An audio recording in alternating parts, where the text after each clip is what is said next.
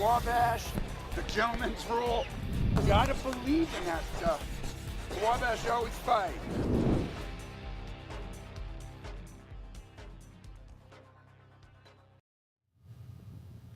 Hello and welcome to the Don Morel Show, your chance to hear the thoughts and comments of the head football coach of the Wabash College program.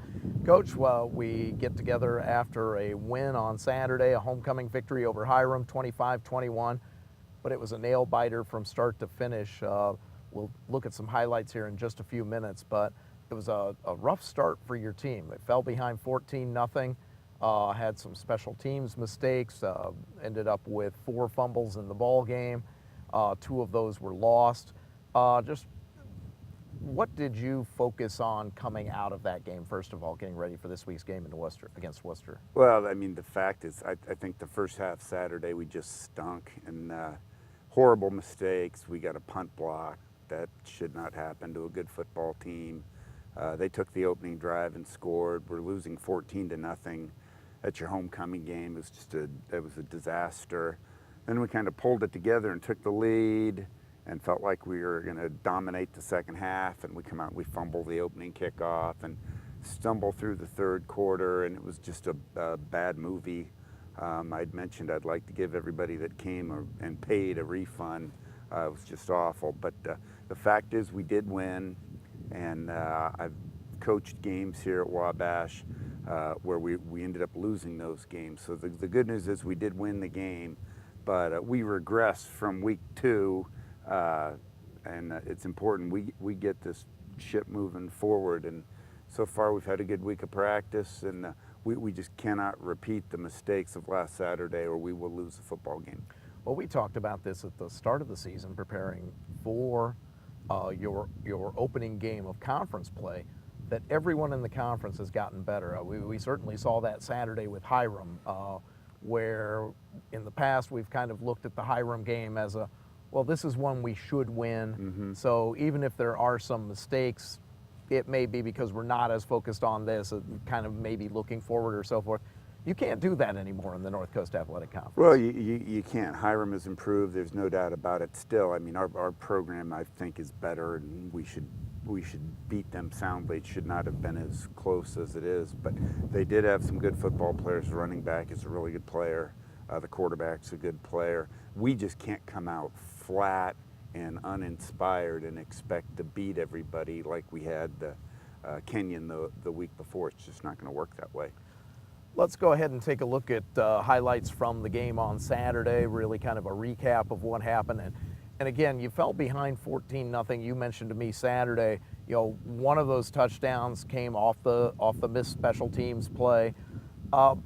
But your defense, after falling behind 14-0, really had a pretty solid effort for the rest of the day. The defense did, and they did a great job, especially in the second half. Hiram had a chance to go up 2 scores on us. That would have been a disaster.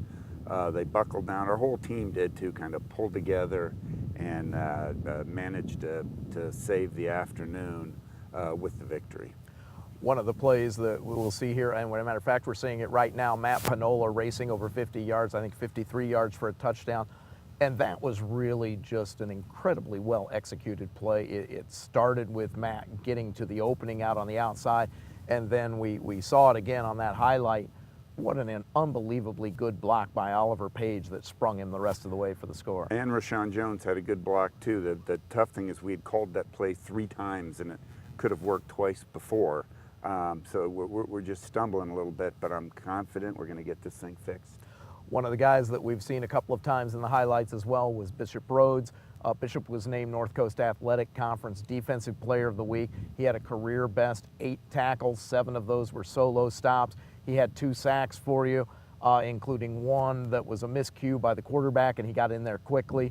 Artie Akiwa was another player who had just a tremendous game, blocked a punt. It was a play that was going to be called back because of a holding penalty, but he went busting from the right side of the defense all the way down near the goal line to push Danny Robinson out of bounds on what looked like a big touchdown run. Again, would have been called back, but Artie still flew over to make the big play. You had the interception from Brock Heffron, so your defense really made some key plays in that game. They did. If you talk to Jeff Ramsey, our coordinator, he'd also say Hiram fumbled 5 times and we came up with 0. And then we feel like we dropped a couple of interceptions too. So everybody took their turn Saturday and kind of screwing it up. The good news, again, is that we won that game. We needed to win the game. Probably the worst piece of news that came out of Saturday was the loss of Oliver Page. Went down on a pass reception. What is his status? Oliver broke his ankle, is out for the season, had a very successful surgery administered by a Wabash alum who happens to be his uncle, and he's going to be fine for next season. He will be back. Is it kind of similar to what happened with Tyler Downing? And that's somebody we want to mention. Jim mentioned this during the broadcast.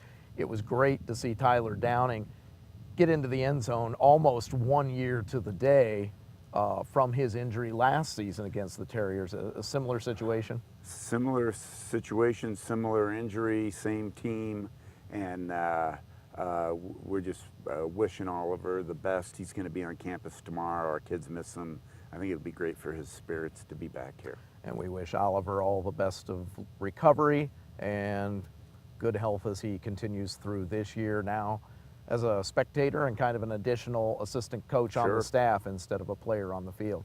The good news may be that you've had some guys who are ready to step up, and Rashawn Jones is one of those guys. You've got some other receivers, and Kirby Cox is having an outstanding season at wide receiver. He made a big back shoulder catch on Saturday. So while you hate to lose a talent like Oliver Page, it provides that opportunity for that sort of next man up, and someone may emerge as a new star receiver for this squad. Yep, we have great depth at wide receiver. It won't be like having Oliver, but we feel like it's an opportunity for somebody to really make their mark in the football season. You went into the end of the third period, into the fourth quarter, and you really let the running game take over. And again, it was Ike James, and you know, your running backs were good all day again, but Ike goes over 100 yards and really kind of controlled the clock and the drive. You end up getting the go-ahead touchdown in the fourth quarter, and were able to run out the clock toward the end of the game after getting a Skylar Nehrig field goal. I mean, that running game continues to be a big weapon in the arsenal for the Wabash football team. It is, and certainly it's our strong point. We just feel like we need to get the passing game up to speed, and we felt like we'd achieved that versus Kenyon, and we fell back last week versus Hiram. So I'm confident against Wooster we're going to be able to put the whole thing together. You mentioned getting ready to play Wooster, and this will be, you know, we'll step off the football field for a moment. We had the moment of silence on Saturday for Clayton Geib, the young man, offensive lineman, a senior chemistry major who passed away 2 weeks ago. There were moments of silence across the North Coast Athletic Conference. They had an untimed down at DePaul for Wooster to honor Clayton. This will be Wooster's first home game since the passing of Clayton Geib, and certainly I know all of our thoughts and prayers and best wishes are with his family and friends, with the Wooster football team as they go through this situation. Will it be something that you prepare your team for what will probably take place prior to the game? I think, you know, we're going to mention it, that there'll be some ceremony or some tribute. It's different because our kids aren't on that team, though, and I don't even want to think, you know, what it's been like for the Wooster team the last 14 days. I think they should be proud that they got out and played last Saturday. That's a tribute to the kind of kids they have over there. Certainly a tribute to Clayton Geib as well. Absolutely. But they wanted to go out and play for him on Saturday. You've got to go then step on the field and play a very good Wooster football team. Mm-hmm. They're 3-1 on the season. They got off to a great 3-0 start. Had a little bit of trouble defensively in their loss to DePaul. DePaul got out to a big lead, and then the Scots kind of got going and started to play a little catch-up. But they've got talented, experienced players on both offense and defense. What do you expect on Saturday? Well, the quarterback is an excellent player. He's certainly one of the top quarterbacks in the league. They're a run-pass option team, so we've got to be ready to handle that. Again, it seems like every week we play a team with a slippery quarterback or a talented quarterback.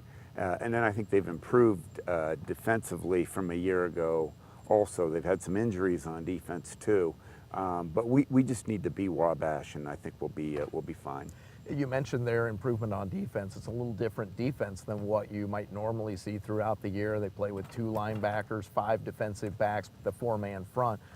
Do you change an approach against a defense like that, or do you still just do, this is what we do, and it's your job to try and stop us? This is what we do, but you try and tell the kids it's just going to be a much faster game, too, with the number of defensive backs they put on the field. Unlike last year, where every week we were talking about, well, we had a great hotel stay and a good drive, and you know, we talked about where we would eat for dinner on Sure. Friday night. This is the first time this Little Giant football team hits the road for the 2017 season. Again, you and I talked earlier in the week. Is there an advantage to all the road trips we had last year that now you've got guys that experienced a lot of road games last year, and they can kind of help some of the younger players prepare for what's getting ready to take place Friday afternoon when the buses roll out at 2 o'clock? We do. We try to surround the freshmen with 2 veteran players. We over-traveled last year. It's been great having the home games. One of the freshman kids today did ask me, he just found out that we're actually spending the night. So there's a learning curve involved, but we're going to surround those guys with vets. And then I think once you get on the field, it's old hat. It's just everything leading up to getting on the field that's different. You know, it's interesting you mentioned that, though, because there are a lot of teams, even at the Division III level, that don't have a lot of overnight stays. I mean, teams that come here, it may be the only time, if they're not playing us and DePaul, or they're not playing Allegheny, they may not have an overnight stay all year during the season. But for us, every road game, with the exception of the Monon Bell game, involves an overnight stay. Is that different to prepare for as a coaching staff, and is it different for the players, or does it just, it's what you get when you're playing your schedule? When you play at Wabash, you're going to stay in hotels. When you're on the road, certainly, I think if you talk to administrators, it's expensive, but it's part. I got a little bee joining me here today. Jim Amadon will be proud. He'll assume it's one of the wasps from his press box. I understand he was attacked. But our kids are used to it. Road games are special. We try to treat them as best we can. But in the end, the goal is at the end of the afternoon to have won the football game. What's the most important key to focus on for this football team going into this game Saturday? Boy, ball security, number one. We turned it out. I mean, I think we've turned it over more in 3 games than we did all of last year. So we've got to fix that. We just fumbled a ball Saturday that should not have been fumbled, and it could have affected the outcome of the contest. So ball security, we want to throw it better. I know on defense they want to try to create turnovers. And then you got to take these in small incremental chunks. So, but we just need to get better and better every week, and this is a great opportunity for us to do so. Little Giants travel to Wooster on Saturday. Kickoff is at 1 o'clock at Pap Stadium in Wooster, Ohio. If you can't join us in person, I'll have the game for you on the radio. 91.3 FM, WNDY Crawfordsville. It'll also be online at wabash.edu/live. I know Wooster will have a video feed and live stats, and we'll have links to that on the Wabash College website as well. Coach, safe travels to Wooster, and best of luck on Saturday. Thank you. You've been watching the Don Morel Show, your chance to hear the thoughts and comments of the head football coach of the Little Giant program. We'll talk to you next week. Wabash, the gentleman's rule. You gotta believe in that stuff. The Wabash always fight.